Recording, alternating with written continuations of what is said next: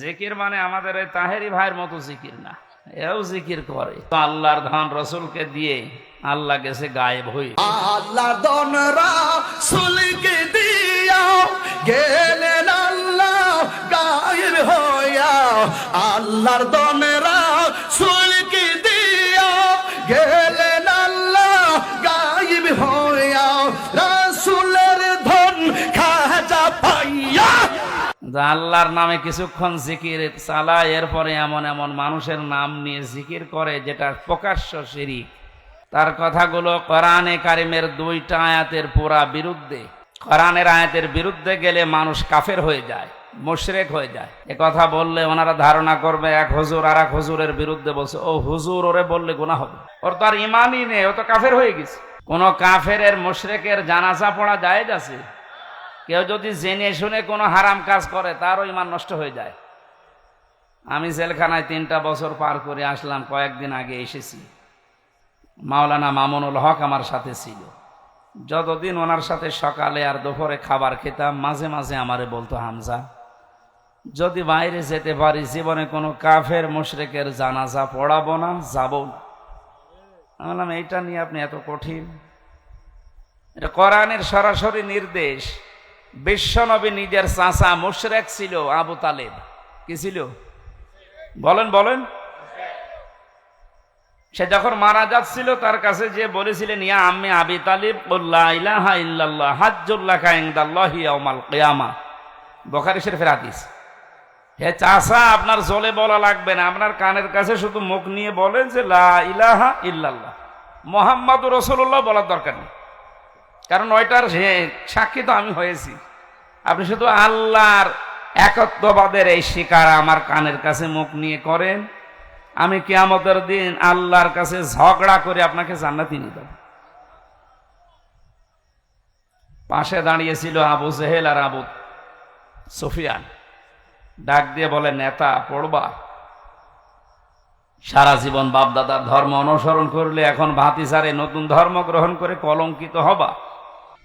বিশ্বনবীর দিকে তাকিয়ে বলেন, ভাতিজা আমি তোমাকে ভালোবাসি, কিন্তু তোমার এই কালেমাটা আমি পড়তে পারলাম না, তুমি আমারে মাফ করে দিও।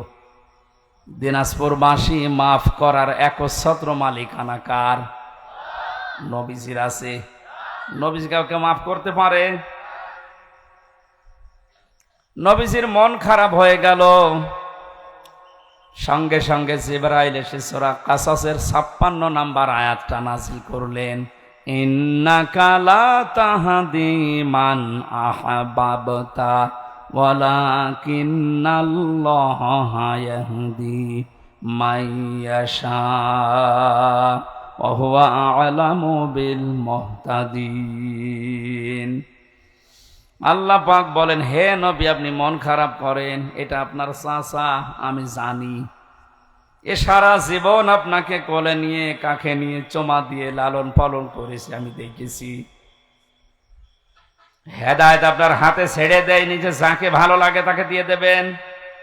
এটা আমি আল্লাহ আমার নিজের হাতে রেখেছি। আমি যাকে ভালোবাসি, আমি যাকে মনে করি ইচ্ছা করি তারে হেদায়েত দেয়। আর আমি আপনার চাইতে ভালো জানি যে হেদায়েত পাবে কে। আপনি আপনার চাচা মনে করে বারবার চেষ্টা করছিলেন যে কানের কাছে মুখ নিয়ে হলেও অন্তত একবার বললেও আপনি তারে জান্নাতে নিয়ে যাবেন আমার সাথে বলে, কিন্তু লোকটার অবস্থা তো আমি জানি। আপনার দিকে তাকিয়ে ও নেতাদের দিকে তাকিয়ে সিদ্ধান্ত পাল্টিয়ে ফেলেছে। এ অবস্থায় মারা গেল।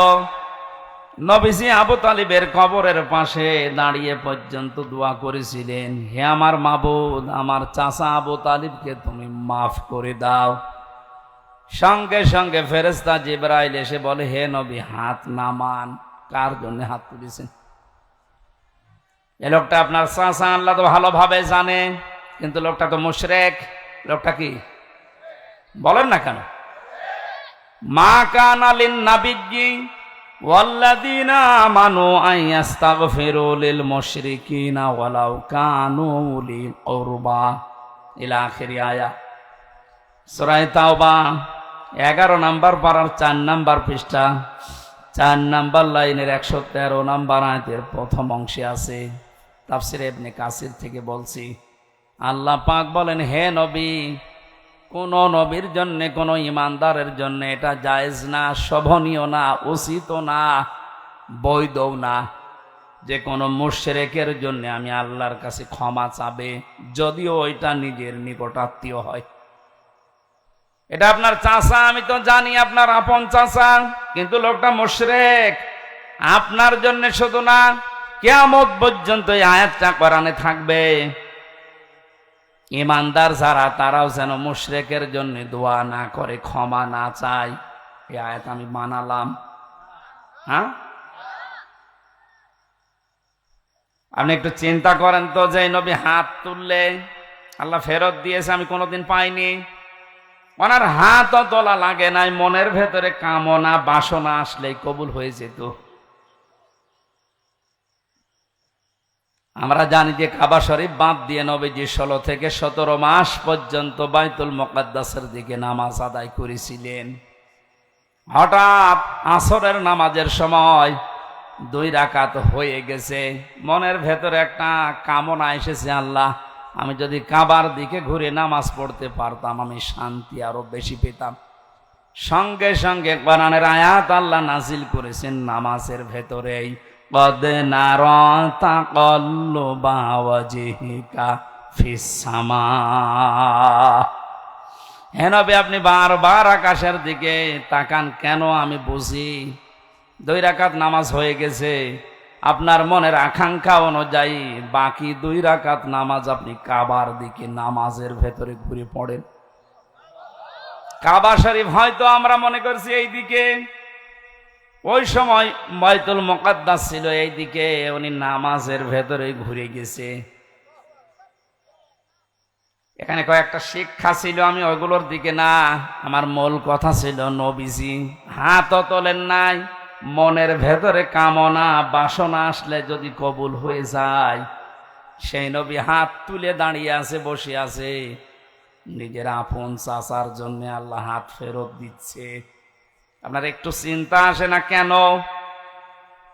নিজের আপন চাচা নবীর, সাধারণ মানুষের না, তাও সারা জীবন এত বেশি বিশ্ব নবীকে লালন পালন করেছিল। লাগবে না ভাই, বসেন।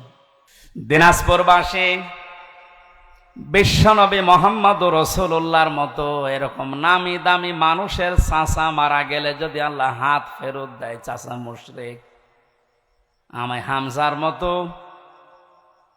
এমনকি কাবা শরীফের ইমাম এখন আব্দুর রহমান সোদাইসিকে দিয়েও যদি কেউ মুশরিকের জন্য দোয়া করে, ওইটা কবুল হবে। অথচ টাটকা মুশরিক বাংলাদেশে মরে যায়, আর আমরা দোয়া করে গরু জবাই করে বলে জান্নাতে দিয়ে আসি, মনে হয় কন্ট্রাক্টারই দিয়েছে।